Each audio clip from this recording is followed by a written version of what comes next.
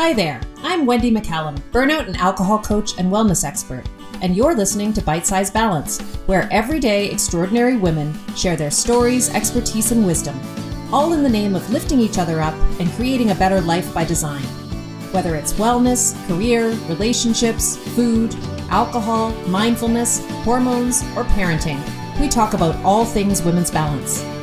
If your life looks great on paper, but it still feels like something's missing, you're in the right place. Welcome to Bite Size Balance. Hello, welcome back to Bite Size Balance. I have a really lovely guest here with me today. I have Rachael Layton. Hi, Rachael. Hi, how you going? I'm doing really well. As you can tell from Rachel's accent, she is not in, well, maybe she could be in Canada, I guess, but she's not. She's in Australia. She's coming to us today from Brisbane, which is a place that I visited when I was like 21 maybe, when I was backpacking around Australia. I have fond memories. So Rachel's coming to us from Brisbane. Rachael is the mom of a 28-year-old and a 26-year-old and works in corporate communications, but is also someone who has their own story around alcohol and has gone on to become a certified This Naked Mind coach. So welcome again, Rachael. Thank you. Would love to just start maybe with you telling us a little bit about your story in relation to alcohol and how you got to a place where you decided to get certified as a coach. And just to be clear for everybody, Rachael does coach now. She coaches part-time. So she has one day a week right now where she's coaching, but she's working on building that practice. All right. So I started as a teenager, like most people, drinking in Australia. The culture here is very much like it is in a lot of Western countries where, you know, it's almost a rite of passage. Drink at parties at high school. I wasn't a big drinker or anything. I wasn't a big socializer or anything, but just normal, you know. And I can remember getting drunk with friends at home or at parties, but wasn't a big thing. And then I left school and I travelled.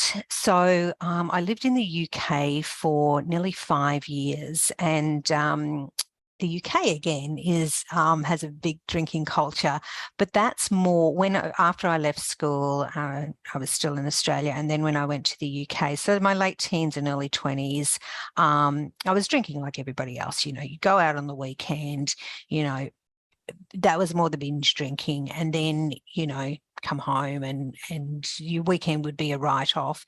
And yeah, it was just what everybody did. You didn't think anything of it. That was the way it was. And so I didn't feel that I had an issue. I also smoked at the same time. I knew that I was, you know, I look back on it now and I just had such an unhealthy lifestyle, ate terrible food. So I'd go backpacking around Europe, and I remember, you know, walking up the hill with my backpack on my back, going to a youth hostel and just puffing and panting like an 80-year-old because I was a smoker, I was a drinker, I was eating crappy food, and I was having the time of my life, and everybody around me was doing the same thing. So, you know, I didn't really worry about it, but I did that time that I had the backpack on my back and I was walking up a hill. I was like, oh, I should be feeling like this as in my early 20s.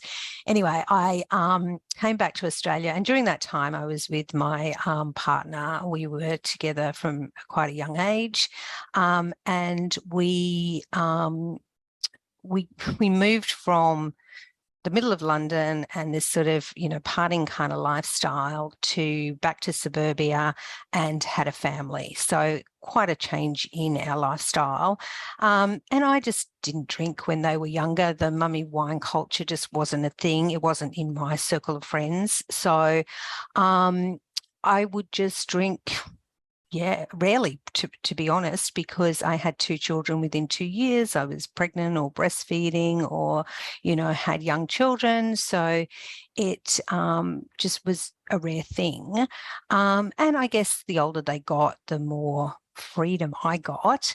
But then when it really changed for me, so I was somebody who, you know, if we went out, I would have a drink or 2 or 3 or whatever, but then wouldn't think about it until the next time I went to something, you know, social. And years later, I tried to get back to that stage. So that's, you know, why I guess it's important to talk about that, because if you've ever been a drinker like that, you think, well, I was a drinker like that for so long that I didn't obsess about it or think about it very much. Anyway, when my children were, I've got 2 sons, when they were 4 and 6, my partner and I separated, and it was quite acrimonious, and so it was a stressful time, and I was working full time. We had joint custody. They were young, so you know, I always had to put on the you know, not the front, but I always just had to be together for them. So I had to, like, when I would hand them over to him for his, you know, time with them, it would be stressful for them. So I had to decrease that stress and go, oh, it's fine, you'll be great, you know, you'll love it, and put on this facade almost. And I remember doing that and buckling them into his car on so many occasions, and then walking back into my house because I'd moved, and grabbing a bottle of wine and going out the back and pouring a glass of wine, and then pouring another and another. And now, and I've looked back on that, you know, when I was unraveling, like, how did this all start? How did everything change?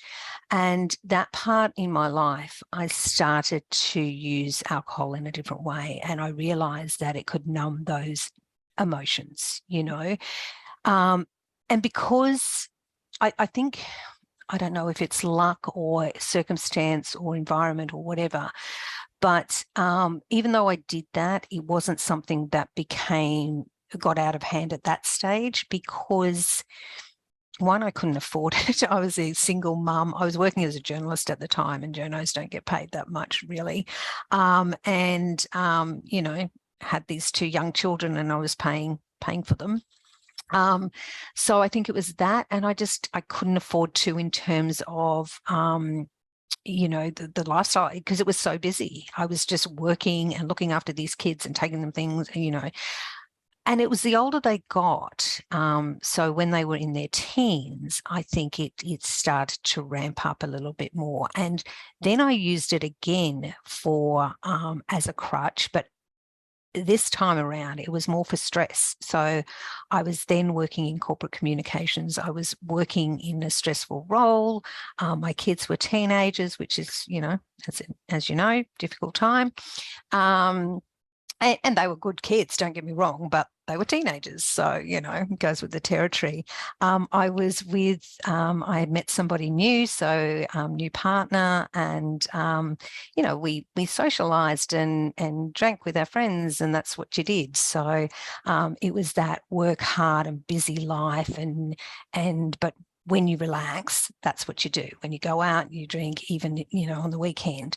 So that's when it kind of ramped up again, I think. And they're the 2 periods, I guess, where when I look back in hindsight and gone, when did my relationship change? And it was really when I started using alcohol as a crutch in that way, in terms of what the first time was to numb that painful experience, and the second time it was to just relax, you know, and switch off, take the edge off. You know, it was almost that stop the world, I want to get off. And you could do that when you were socializing, or you could do that on a Friday night after, you know, big week of work. So, you know, and I remember, and I think that's when I started to question my drinking as well, when my kids were that age. So that would have been about 10 years ago. And they'd go to parties, say, on a Saturday night, and I'd have to pick them up at, say, 11 o'clock or whatever. And I'd be going, oh, damn it, I can't have a drink. Or, you know, I can have a couple really early on in the night. And I'd be doing this whole maths thing in my head and going, well, if that happens on Saturday night, then I can drink more on Friday. And I started realizing that this was becoming something that was, you know, taking over my thought processes. And I was like, that's not quite, you know, right.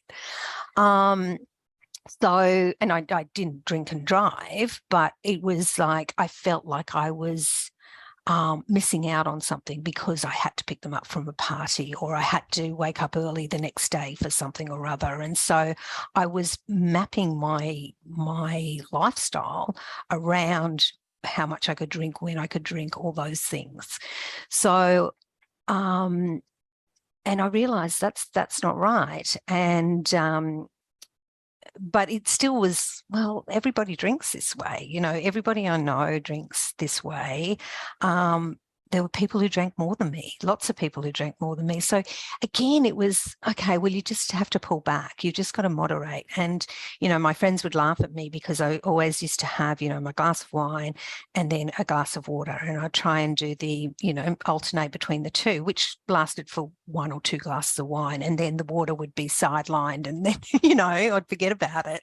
But, I always had those sorts of things happening too. So it for so many years, I had this tug of war almost with drinking and questioning it, but not really understanding why, or not even thinking that it had a hold on me, to be honest. I just knew I didn't like the way I was drinking, but I did want to drink that way. It was that love-hate relationship.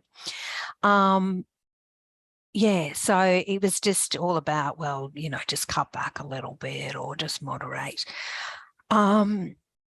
And so I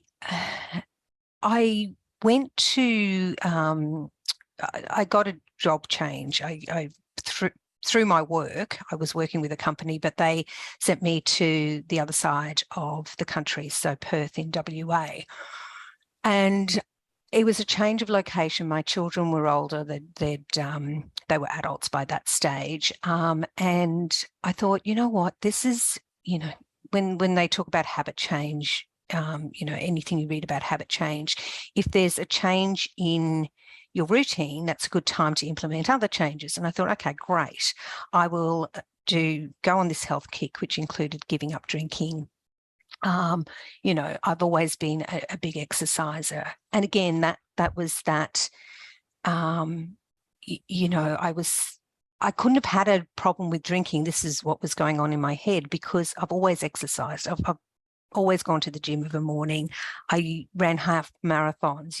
I was a runner. I used to, train for things like that. So, drinking can't be a problem. It's just, I just need to cut back. So there was all this stuff going on in my head. So I thought, okay, line in the sand, changing jobs, 6 months, just take a break. So I did, and I went the whole 6 months. And initially, I think it was only going to be a few months, but I was feeling so good with it, and I was exercising a lot. I was eating well. It was the whole lifestyle change.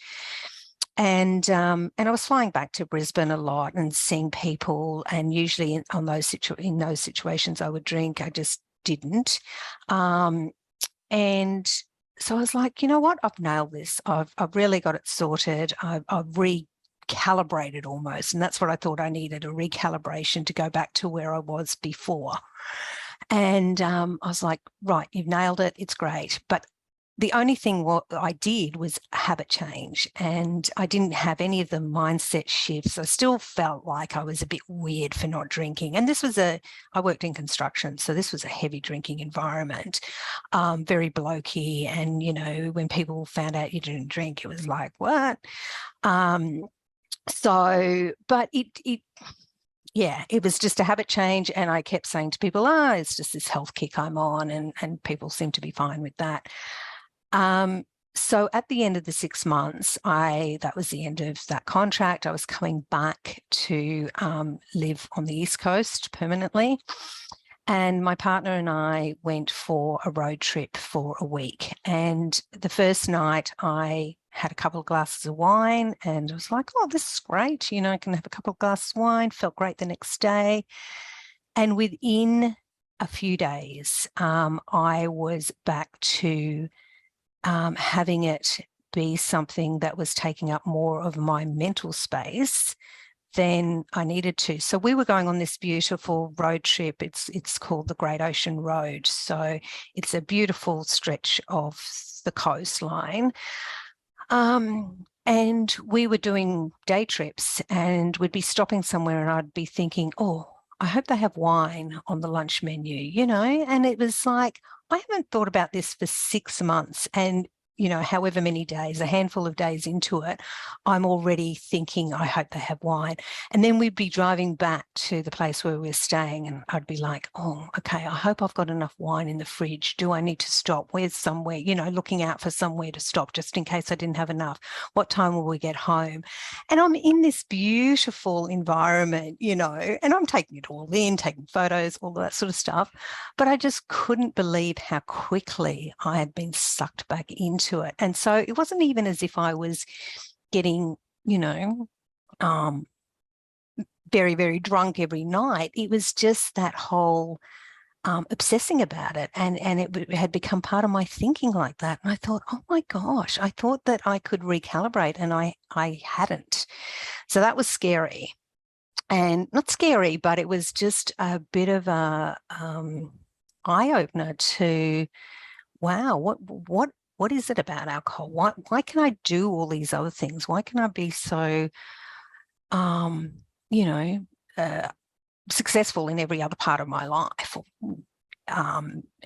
Be the person who has the check boxes and the to-do lists, and you know, can set a goal and do this in her career, can set a goal and run the half marathon when I didn't, you know, I could barely run a year beforehand or whatever, you know. And there was always, I was very goal oriented, so it was like, how can I do that and yet I can't set this goal for drinking and stick to it? What's wrong with me? You know, it's always that, what's wrong with me?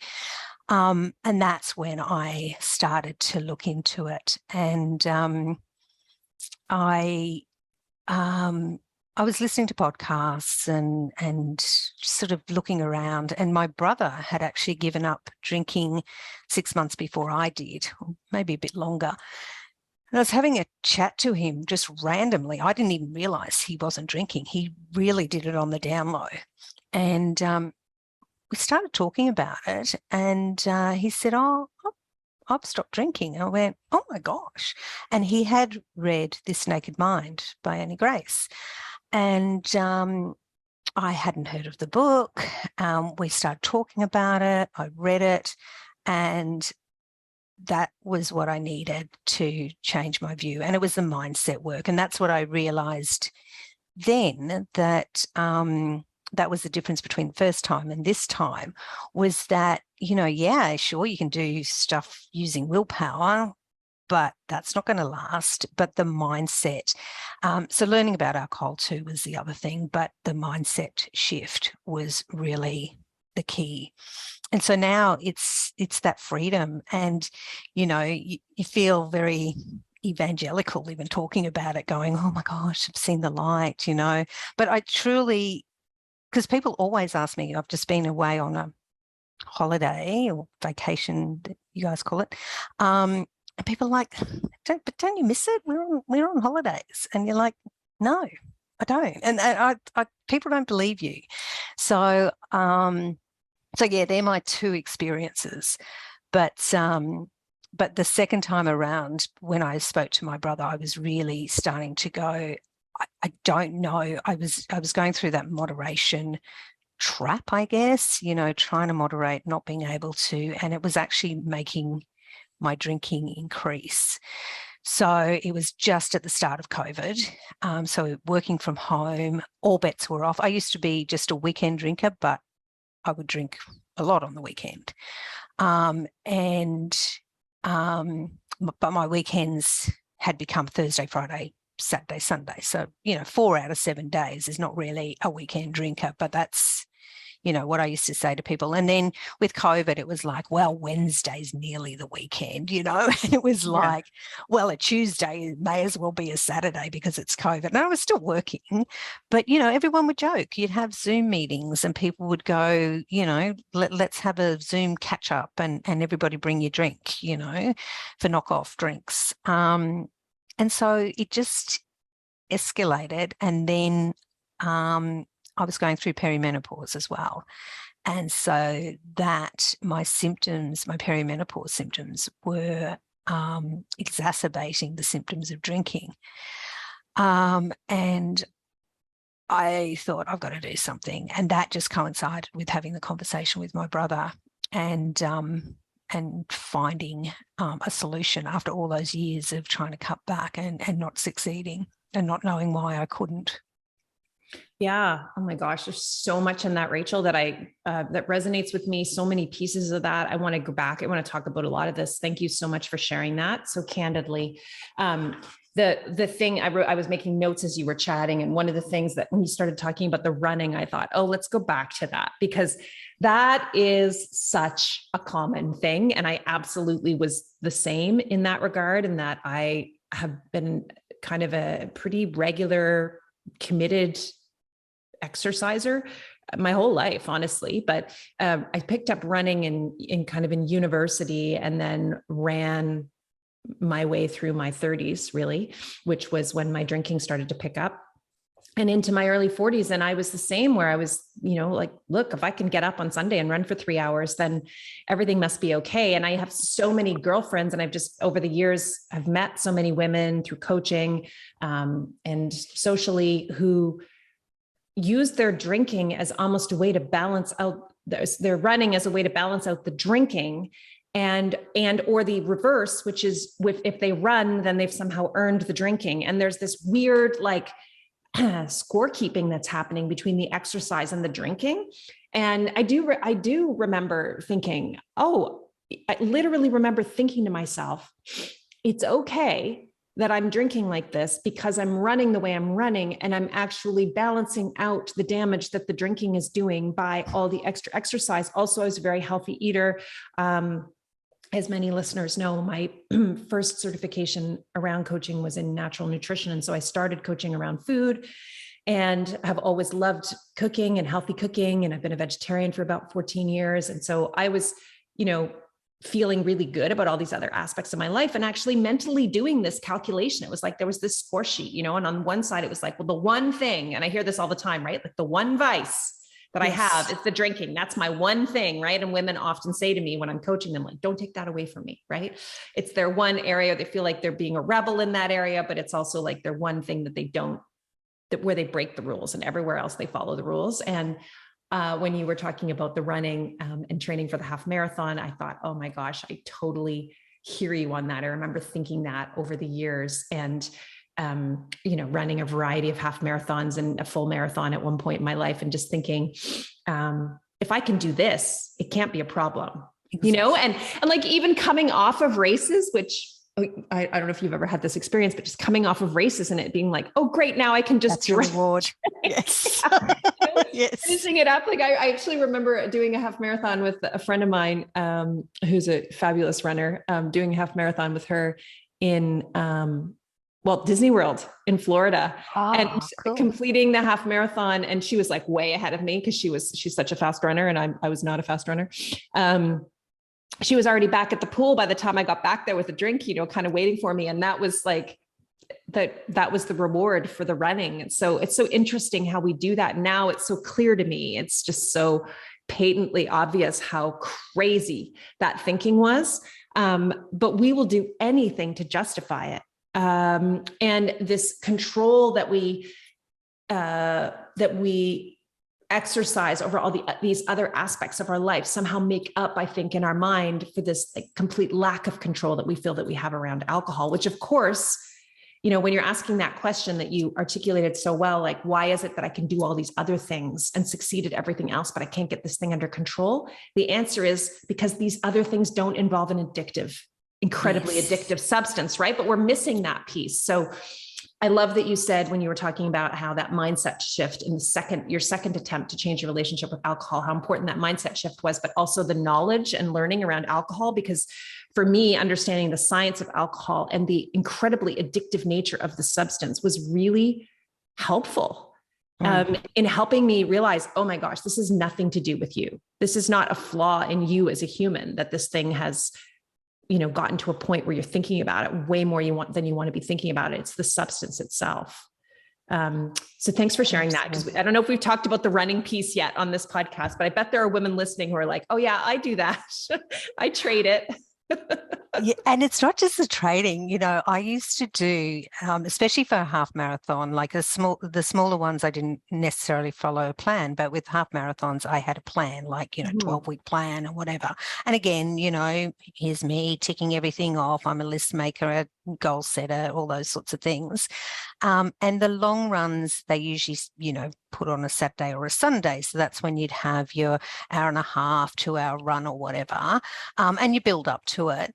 But I'd be going, I'd be negotiating with myself. So I actually did my long runs on a Friday, and I was working in the city, or an area that was in a city, and I could do my long runs in the morning and have a shower and go to work, and I could fit all of that in. So I worked, it's like talking about taking the kids to parties. I would work things around my drinking. And so I'd do that on the Friday. I could still run on the Saturday, but I would do a shorter run.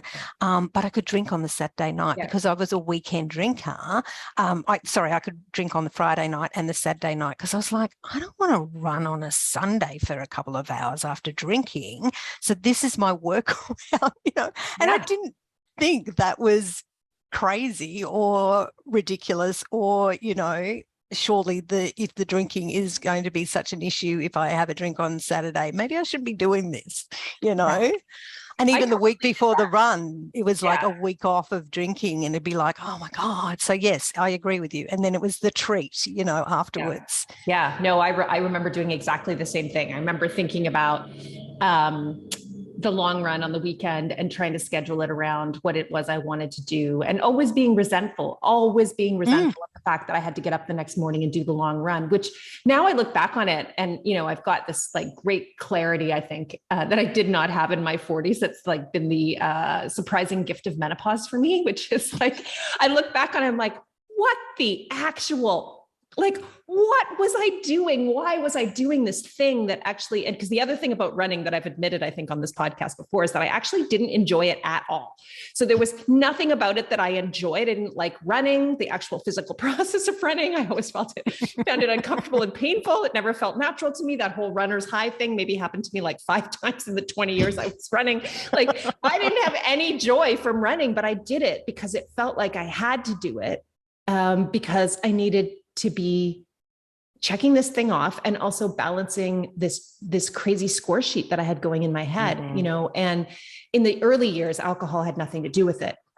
Then it was more about, all the normal, not normal, all this stuff's normal, but like the typical things that women might be thinking about in terms of running, which was more like, oh, I've got to like make sure that I don't gain weight. And I need to stay like, it was all this like health, I'm putting that in air quotes, because for me, alcohol never factored in on the health side of things. Like I wasn't even thinking about it as a health issue until maybe 5 years before I quit. So about 10 years ago now, right? Same as you. It just wasn't on my radar as anything like really important. But once I got into like that period where I was actually training for the full marathon and half marathons, which was later in my 30s, my kids were a little older.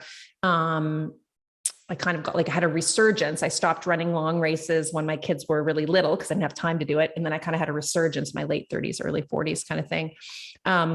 Then I started really doing this whole like this balancing thing always happening where, and alcohol, I loved the way you described, I'd never actually heard it described that way. And it's such a perfect way to describe the shift that happens for us where, we go from this idea that it's not a problem when we can go to a social event, have a few drinks, maybe even overdrink, but then just not think about alcohol again until the next time, which is such a good way to describe it. Cause I really do remember those days.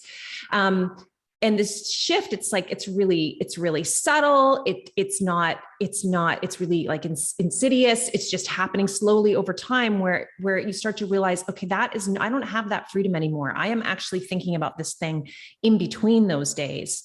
And, just that constant thinking and what happened to you when you tried to moderate after that 6-month break and how quickly that comes back, how quickly you get back to that place where it's consuming you. Because the other thing you were talking about that I thought, oh, this is going to resonate with people listening to this podcast. And it definitely did with me as well, is that whole having to drive your kids.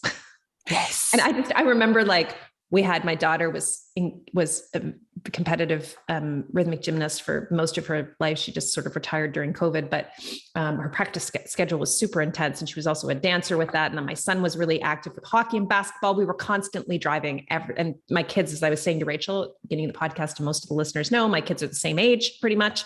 And so it just all like ramped up at the same time. And then it was sort of nonstop for that, whatever, 10 or 12-year period.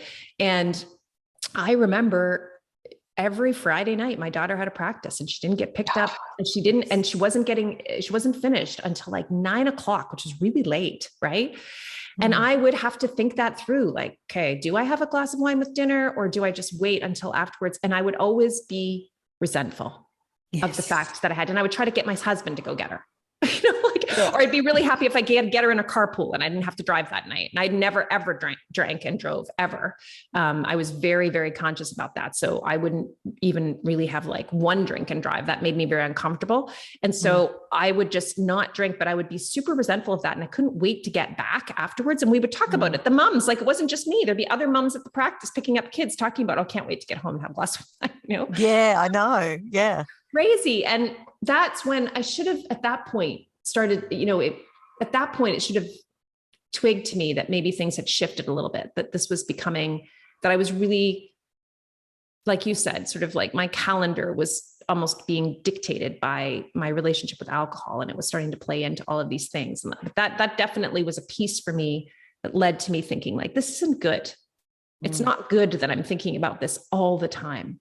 And honestly, for me, as crazy as it sounds, I did not realize what a gift it was going to be to not have to think about it all the time. Like I was like, oh, I know this isn't good for me. I'm drinking more than I want to. I want this more than I want to want it.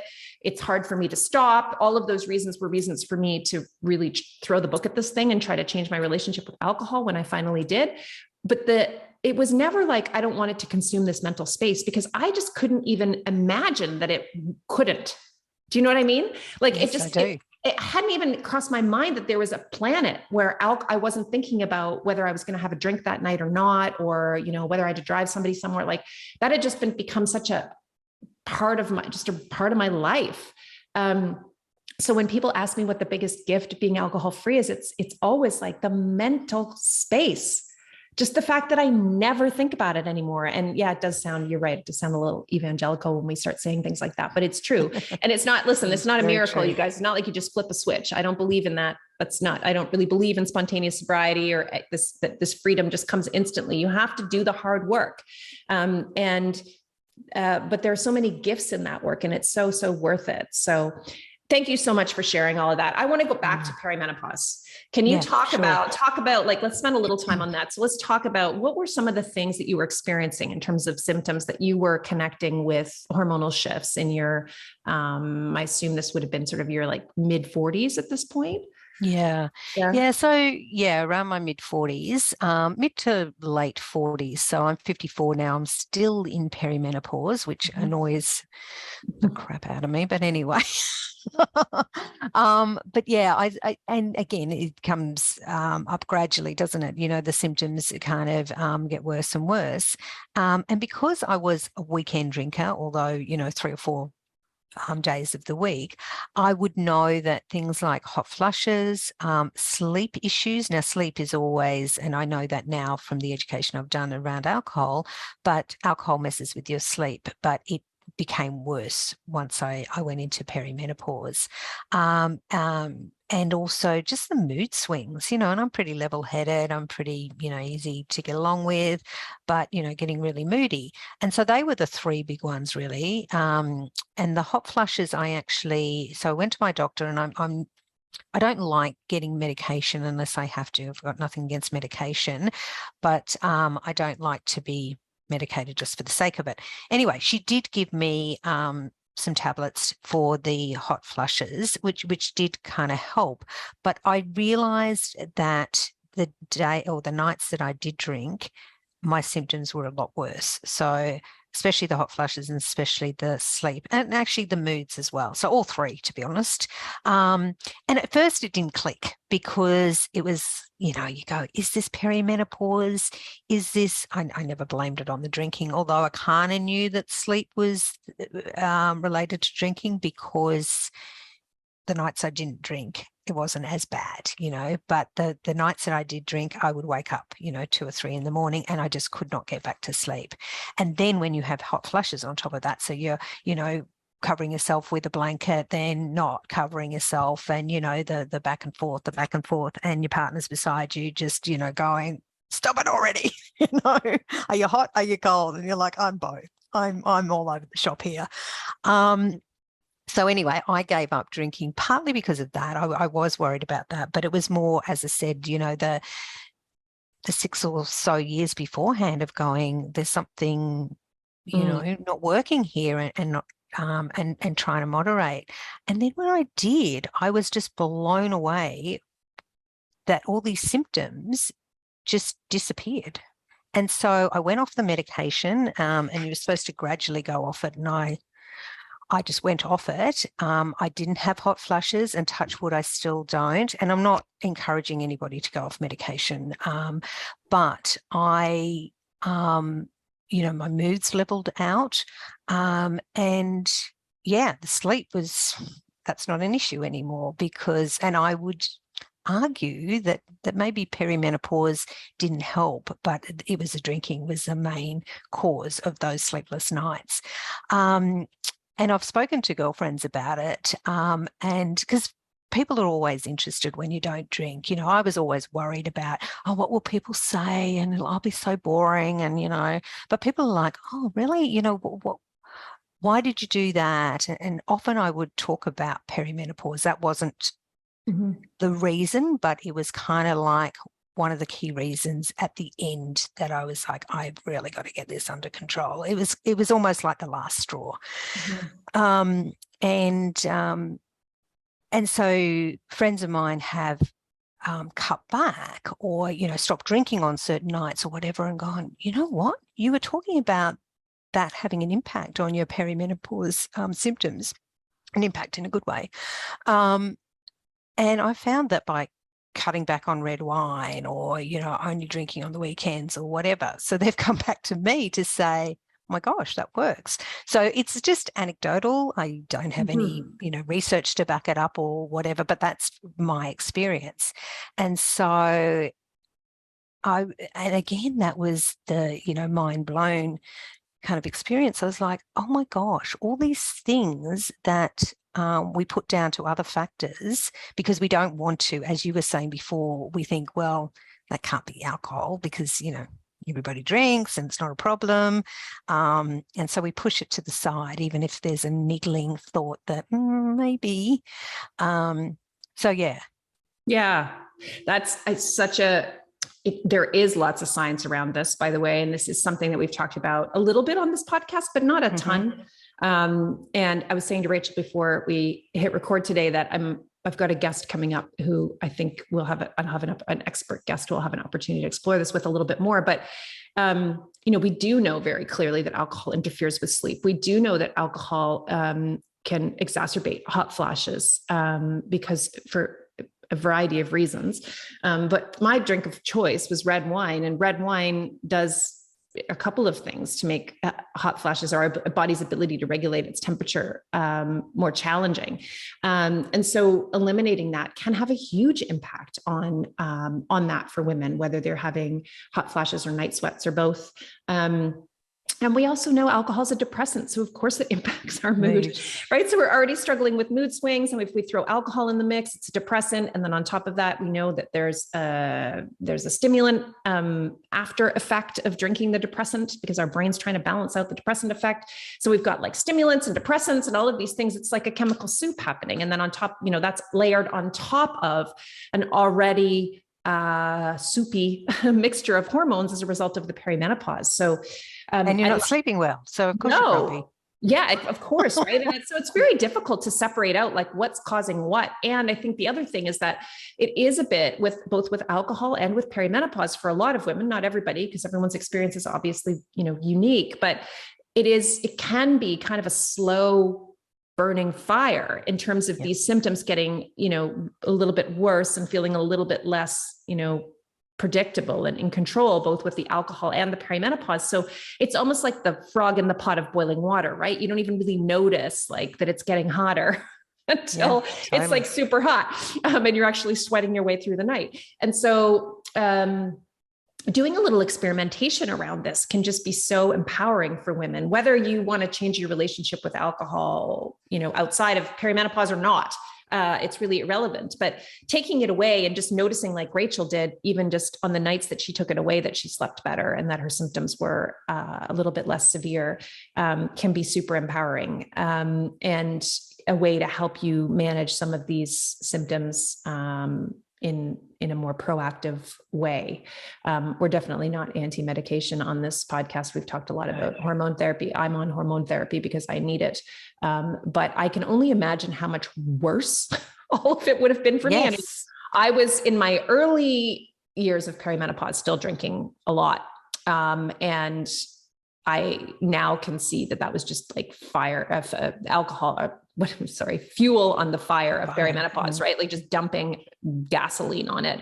And then stopped drinking several years before I went into full menopause, and felt great in those years. Great. It wasn't until, as I like to say, my body just like dropped off the cliff in terms of hormones, that I went into full menopause basically overnight, is what it felt like, that my symptoms really got severe. And thank God I wasn't drinking, because that would have made it, like, I'm sure, just 1,000 times worse. So yeah, something to think about. If you are struggling with symptoms and you haven't tried it yet, just experiment with it. Keep a journal, pay attention to your symptoms. What happens to my sleep? How does it impact my mood? How many more or less hot flashes or sweats do I get? How much more or less intense are they? If I haven't been drinking, and pay attention to that. Because it can be, as my friend Sarah Bailey, who's a naturopathic doctor and is a regular guest on this podcast, says, it's like our window of tolerance really shrinks when we move into perimenopause. So the things that, in large doses would mess with our balance, we now have less tolerance for those things. So smaller amounts of those things will throw us off, like things like alcohol, like caffeine, like sugar. And so you might think, well, no, I'm not drinking very much. But Sarah will say that if she has like a half a glass of wine, she'll have sweats all night. So, that's an example of like a really shrunken window of tolerance. So it's worth experimenting with. And I appreciate that you shared that, because I think it's something we don't talk about enough. And the other thing that that you were talking about that I wanted to go back to, is the whole, like, people are curious piece of it. Because tell me what you thought was going to happen when you stopped drinking with your friends. It was a big thing, because, I mean, I was going to say, like, in Australia, when you socialise, drinking is pretty much a part of everything you do, except for brunch, really. Although mimosas. And I was, going to say Australia, but that's, worldwide, really, or Western cultures anyway. So yeah, my socialising, all my friends drink, my partner drinks, everybody drinks. So my family. So I was like, oh God, that was one of the reasons why I didn't want to give up totally. I was okay with cutting back, except that I couldn't do it. But giving up was like, well, there goes my social life. And I actually, before I decided to take a break, which was 2 years ago, and I haven't drunk for nearly 2 years, I spent months going, well, I can't do it this month because I've got this, that, and the other. I can't do it this month because, well, we've got that thing on and we're going away for that weekend and we've got that holiday coming up. You know what I mean? And so for months after I'd had that conversation with my brother, after I'd read This Naked Mind, after I think I did the alcohol experiment, I kept putting it off because I was, I had this social thing or that social thing or that going away. And finally I did it, which is ridiculous because I've had all those things in the past 2 years. But one of the biggest things was, how will I socialise? What will people say? Will I not be invited to things? And I'm 54 years old. I was 52 at the time. I'm not a 16-year-old who's under peer group pressure. Right. It's like, really? Are you that insecure with your friendships but you are like, it's just crazy. So that didn't happen. And people are curious. And it was funny. A friend said to me about 6 months ago, I brought this up and I said, I thought you guys would be, she's no fun anymore and we'll do these things, but we won't invite her. And she's like, you know what? We thought that you would be, she did. She was worried because I would be the sensible one and they'd all be getting drunk around me and then I'd be all judgy. And she said, but you're not, which I'm not. I don't care if people drink or not. This is my choice for my reasons.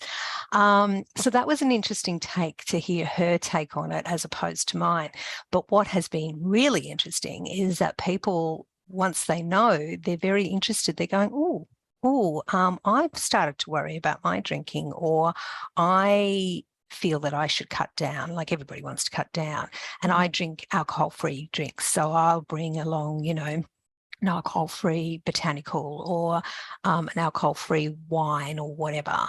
And people will taste that. And some people have even said, oh, you know what, I wouldn't mind drinking this, on a weekday when my husband has a beer, and then have wine, real wine, on the weekend. So it's kind of, and I love that. I love the idea that people are questioning it, and I love having these conversations because it sort of gives people an inroad to go, oh, you know what? We don't have to do it this way. It's just like, we just thought that's what you had to do, Oh, yeah. And don't you think too, it's helpful for people to have, like, I know people are always curious about how much people were drinking. And so there's a very clear reason why I don't ask that question on this podcast. And I didn't ask you that because I think it's completely irrelevant.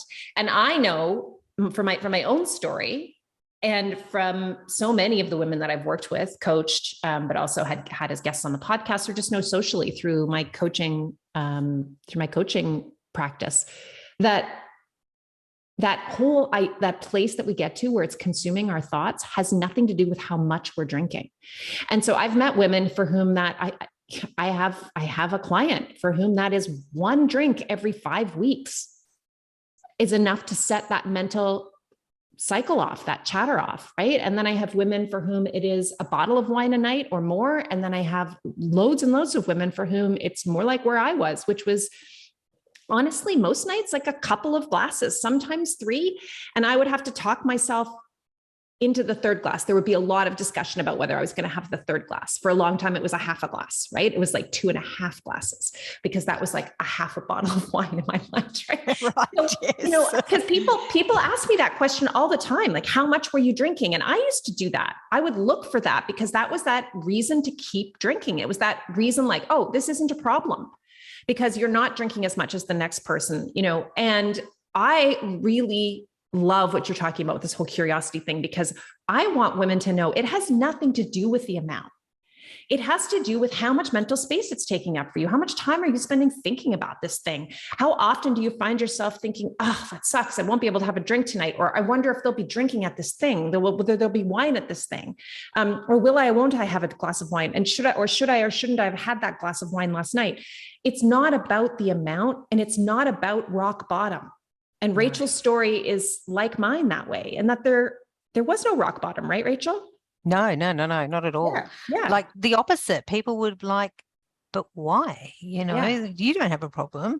It's like, no, but that's the wrong assumption that you've got a problem with drinking. And that's what I was worried about. People would go, well, did you have a problem? And I did have people say, how much did you drink? And I shy away from that, not because, I have an issue with talking about it, but it's not about how much you drink, because there's people who drink way more than me and there's people who drink way less than me, of course, and as we know, it's a spectrum, but it is that idea about when it's consuming your thoughts like that. And when you're not feeling great, it was like, it's not about how much I drank, it was about how I was feeling, and it just wasn't doing me any favors. And, if you were drinking milk and you realize that it wasn't doing you any favors, you would go lactose free, if and nobody would question it. Nobody would say, oh, yeah, sure. Don't you just want this one milkshake? Don't you feel like you're missing out on, ice cream? Well, you do say that to people who are lactose intolerant. Don't you feel you're missing out on ice cream? But, it's just, alcohol has all this stuff built around it that other things just don't. And it's dismantling that and showing that, you don't have to hit rock bottom, or you don't have to label yourself, or you don't, it's a valid choice, and it's not for everybody, but it is. And there's options out there. There's so many, lovely drinks out there, and there's so many, I get to do more stuff. I thought I'd be bored and boring, but it actually opens things up for you, because you can drive places, or if you go to a boozy lunch where everybody else is boozing, you're not going home and crashing out on the couch all afternoon. You can do something that afternoon, so it's like it doesn't have to be boring. And when people see that, they go, oh, okay, well, it just, I think, sows the seed of there is that option, even if it's just cutting back. Yeah, I totally agree. And I've said this many times, and I say it to my clients all the time, like the most powerful thing you can do as someone who doesn't drink is go out there and have a blast. That's the most powerful thing you can do in terms of influencing anybody else. If there's someone in your life that you are worried about, or if that's the best thing you can do, is just not talk about it and go out and have a blast as a non-drinker, and do all the things, go on the holidays, do the vacations, all of that, and have a load of fun doing it all. So I love your story. And I feel it's very much in alignment with my story. And I think it's important to talk about the fact that it is totally okay to just make the positive decision to not drink if it's not serving you. And it doesn't matter how much you're drinking. And it doesn't matter whether the impacts of it are mostly physical or mostly mental for you, or some combination of those things. If it's not serving you overall, do an experiment. See what life is like without it. Because Rachael and I are here to tell you that life is pretty great when you're not thinking about something all the time, and you get that real freedom back. And also, as Rachael kind of touched on, moderation is really, really hard. And yeah. I know, Rachael, before we wrap up, I know that you actually have a free little PDF that people can get around that topic of moderation and why moderation is so hard. Can you tell people where they can go get that?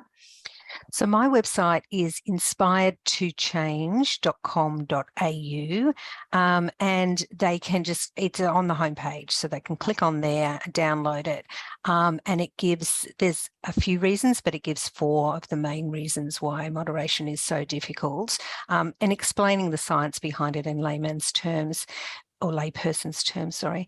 But it's, and that for me was just an eye-opener, because it was just that idea of, oh, this is why I'm struggling with this, when I can do everything else, but this I can't. And as you say, it's addictive, and there's all these reasons, the way alcohol works with our mind and our body, and that explains it. So just go onto the website, inspiredtochange.com.au, and just download it as a PDF. Perfect. I'm going to put that in the show notes for anyone listening who wants to go and grab that. And Rachael, where else can people find you? Are you on Instagram? I am. I'm on Instagram, and I'll give you the handle for that too. Perfect. And I've got a private Facebook group as well, which is called Alcohol Reset, and I'll send you through the links to put in the show notes as well. Wonderful. So, that's so great. Well, thank you so much for sharing so honestly today, Rachael. It's been a delight to chat with you. I knew it would be an easy conversation, and I just really appreciate your honesty and your candor. around all of this, but I think especially around the whole perimenopause thing and the symptoms and the interplay between alcohol and some of those things that you were struggling with. I think that's going to be really helpful to my listeners. Oh, thank you. It's such a great conversation to have because, I wish I had heard conversations like this. And I'm talking about the conversation that you open up for everybody in terms of, midlife and drinking and burnout and all those discussions, because it's so important. Well, it's been a treat, Rachael. Thanks, Wendy. You've been listening to Bite Size Balance with your host, Wendy McCallum. As a certified Naked Mind coach, I help busy women like you find freedom from alcohol. If you're starting to question your relationship with alcohol, you'll want to listen to my free 3-part video series where I address the top 3 myths around why you think you need to drink. Sign up now at www.wendymccallum.com/myths. That's www.wendymccallum.com/myths.